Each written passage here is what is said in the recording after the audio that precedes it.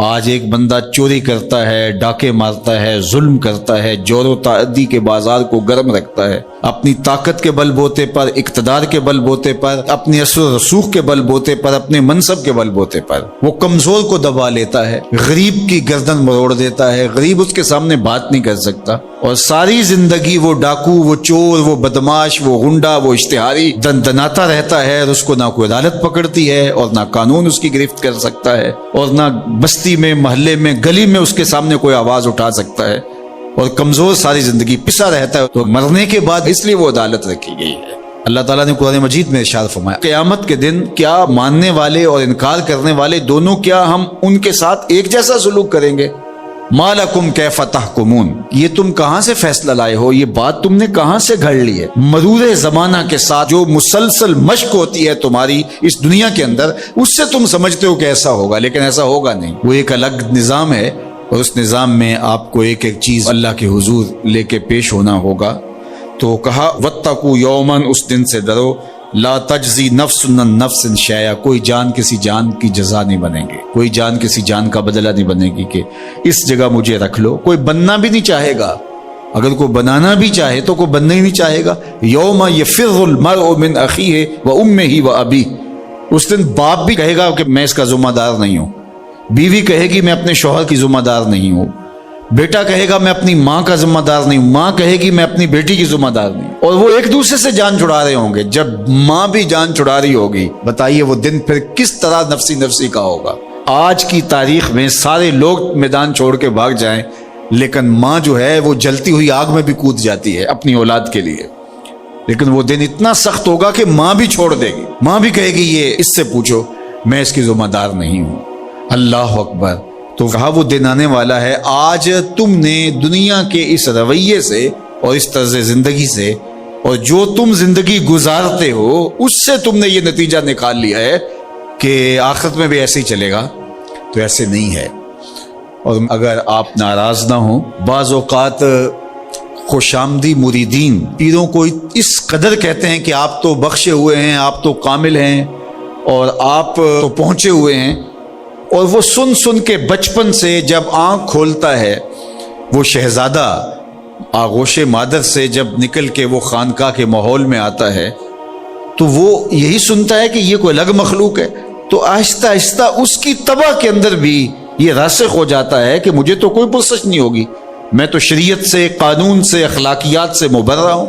ہم نے دیکھا ہے کہ پیروں کے بیٹے بالکل نوخیز بچے بوڑھے سفید داڑھیوں والوں کی تذلیل کر رہے ہوتے ہیں اور ان کو غلاموں کی طرح سمجھ رہے ہوتے ہیں۔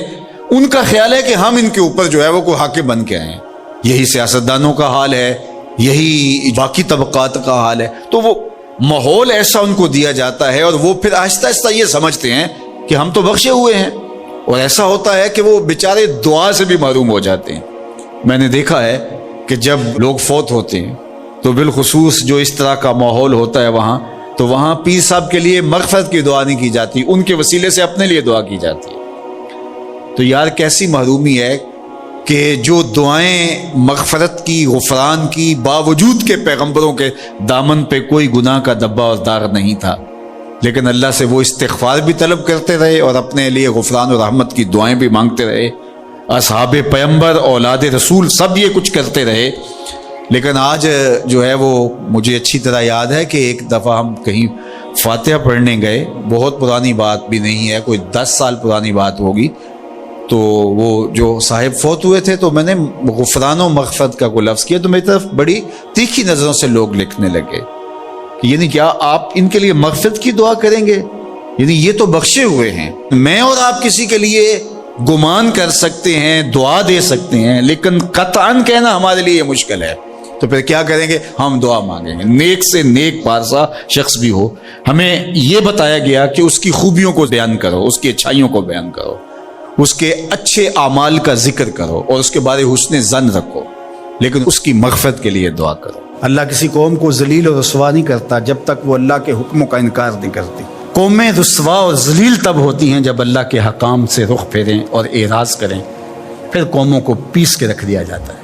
ماضی کے اندر جو قوموں کو عذاب دیے گئے تھے وہ حصی تھے، اور حضور علیہ الصلوۃ والسلام کے بعد جو عذاب آتے ہیں وہ حصی نہیں ہیں، وہ مانوی ہیں۔ ماضی کے اندر جو قوموں کو عذاب دیے گئے ان پہ پتھر اترے، ان کے اوپر چوہوں کا عذاب آیا، ان کے اوپر مینڈکوں کے عذاب آئے، طوفان آئے، ڈبو دیے گئے، ان کی شکلیں مسخ کر دی گئی، خنزیر اور بندر بنا دیا گیا، مختلف صورتوں میں تبدیل کر دیا گیا۔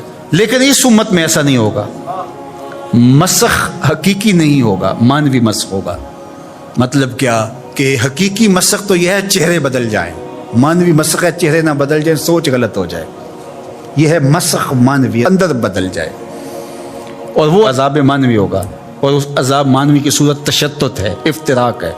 قومیں جب افتراق میں مبتلا ہوتی ہیں تو یہ اللہ تعالیٰ جل شانہ کی ناراضگی کا روپ ہوتا ہے۔ اللہ تعالیٰ جل شانہ جب کسی سے ناراض ہو جاتا ہے تو ایک تو اس قوم سے، سورہ یاسین کا ابتدائیہ دیکھیے، جب حبیب النجار نے آ کے ان 2 فرستادگان کے لیے کہا تھا کہ یہ اللہ کے فرستادہ ہیں اور تم سے مانگتے کچھ نہیں ہیں اور تم ان کو قتل کے درپے ہو گئے ہو، لیکن انہوں نے حبیب نجار کو بھی دھر لیا، اور پھر نتیجہ کیا ہوا کہ ان کو بھی شہید کر دیا، اور جو فرستادگان الہی آئے تھے، پیغمبر آئے تھے، ان کو بھی شہید کر دیا۔ اور سورہ یاسین میں وہ سارا واقعہ موجود ہے، اور وہاں پڑھیے اللہ نے جو ان کے اوپر عذاب نازل کیا۔ ایک تو وہ چیخ تھی جس نے ان کو آ لیا، اور پھر وہ جو ہے وہ اپنے گھروں میں گرے پڑے ہو گئے۔ اور دوسرا جو عذاب اللہ تعالیٰ نے دیا اس قوم کو، اللہ تعالیٰ نے فرمایا پھر ہم نے ان کی طرف کوئی ہادی بھیجا نہیں۔ ذرا غور کیجئے، یہ باریک عذاب ہے، یہ مانوی عذاب ہے۔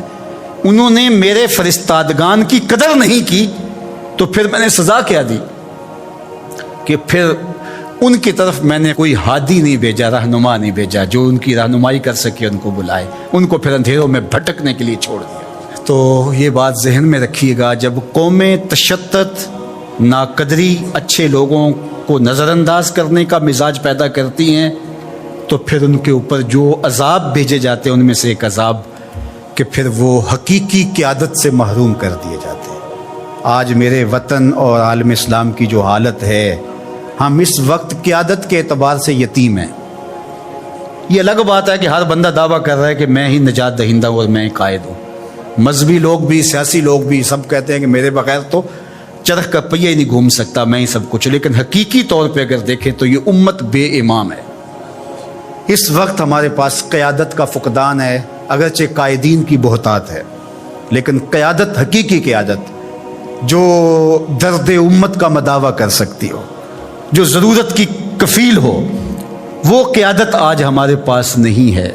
اقبال نے بھی کہا تھا، اٹھانا پھر کوئی رومی عجم کے لالہ زاروں میں، وہی آب و گل ایران، وہی تبریز ہے ساکی۔